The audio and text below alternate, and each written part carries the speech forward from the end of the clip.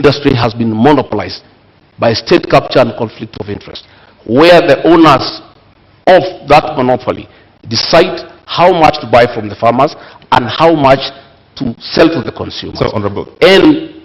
And extort the people of Kenya. Clarity for the Kenyans who are watching. Yeah. At the center of government is President Uhuru Kenyatta. Yes.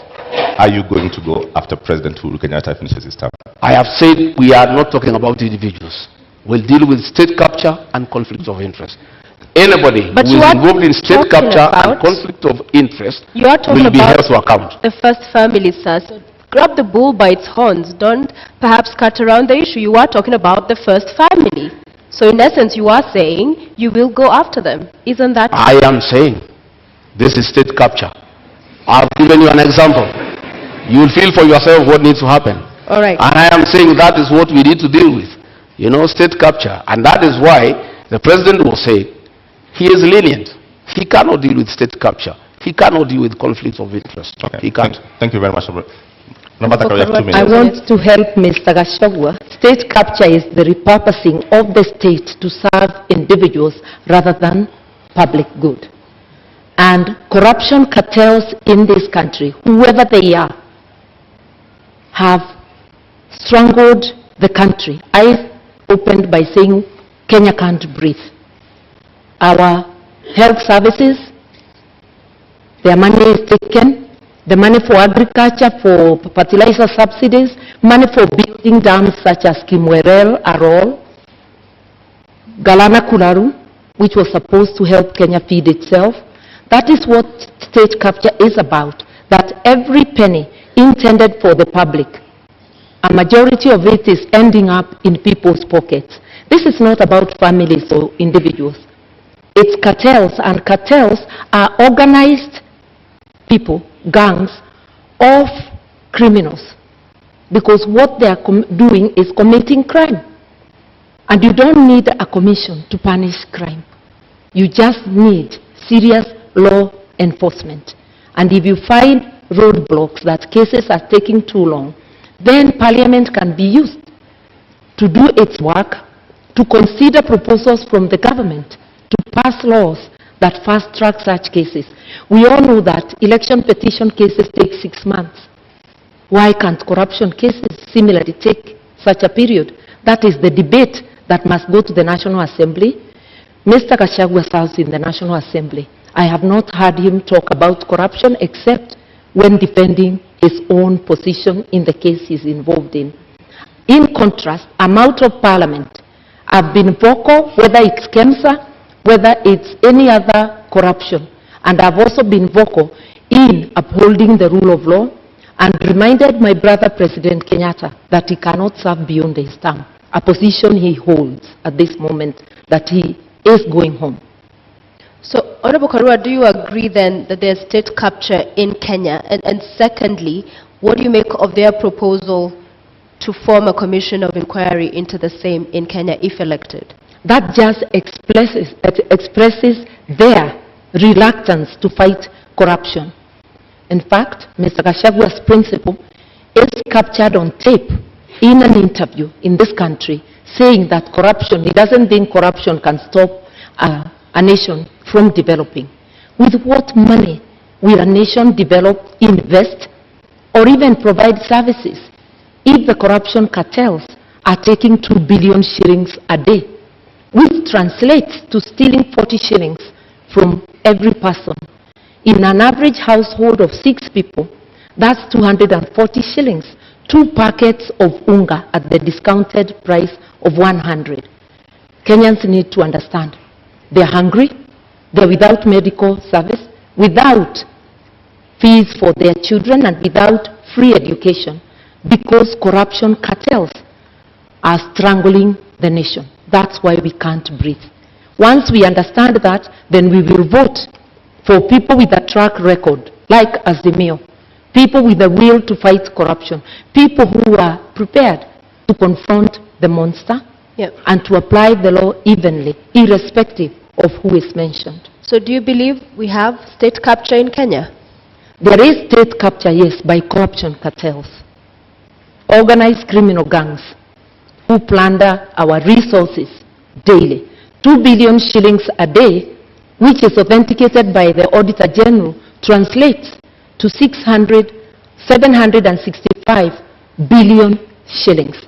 The amount of money we need for the social support is just 144 billion. The rest can be used to pay debt, to do other things. We intend to seal all those loopholes so that Kenyans can have advantage of their resources. Honorable Karua, the names of every corruption scandal, Kimara, Kamsa, Eurobond, they're all government officials. Yes. How do you deal with that? That is where the state capture is coming. If you look at them, it's not about families, it's about individuals who choose. Because I keep saying, no mother has baptized their children the name corruption. It's a behavior an individual deliberately chooses. And state capture can even become a tool during elections, where empty promises are given to entice Kenyans to further surrender their sovereignty to corruption cartels.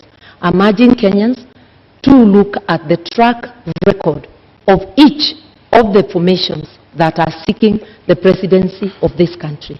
I am confident that a reasonable look at the candidates present, as Kenyans will commend themselves to vote for Azimio. And Azimio will do the jobs, not because we are perfect, but because we have the best track record, and we do try and have tried before and done good work for Kenyans. All right, we have 2 minutes. I don't know. I don't know whether the Honorable Mother has taken time in their meetings with the chairman of Azimio to ask him. He said he's in charge of this country. He knows everything that goes on. Then he went ahead to say that 2 billion shillings is stolen daily. I don't know whether in her meetings with the chairman of Azimio, she has tried to find out from him who steals this 2 billion and why he has done nothing about it. In terms of fighting corruption, our manifesto is very clear. Our plan is sound and is in accordance with the Constitution. Our plan is to allow independent institutions that fight corruption to be really and truly independent by giving them that freedom and giving them resources and financial autonomy so that they receive instructions from nobody.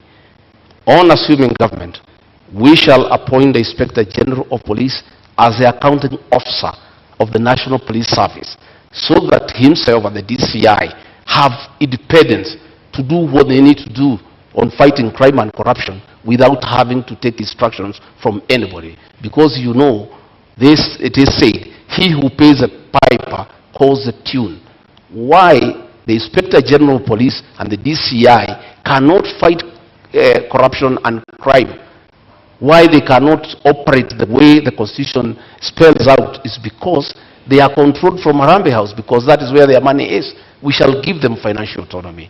We shall operationalize the judiciary fund to allow our judges and magistrates to operate with financial autonomy so that they are free to do what they want to do, so that they can fast-track cases without having to look back. And of course, you know, President William Ruto, the new president of Kenya, God willing, we appoint the judges that were nominated by the Judicial Service Commission so that they can serve the people of Kenya.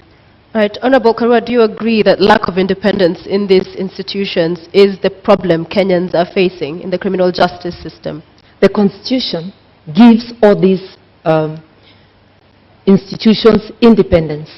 And independence and autonomy should not be confused with accountability.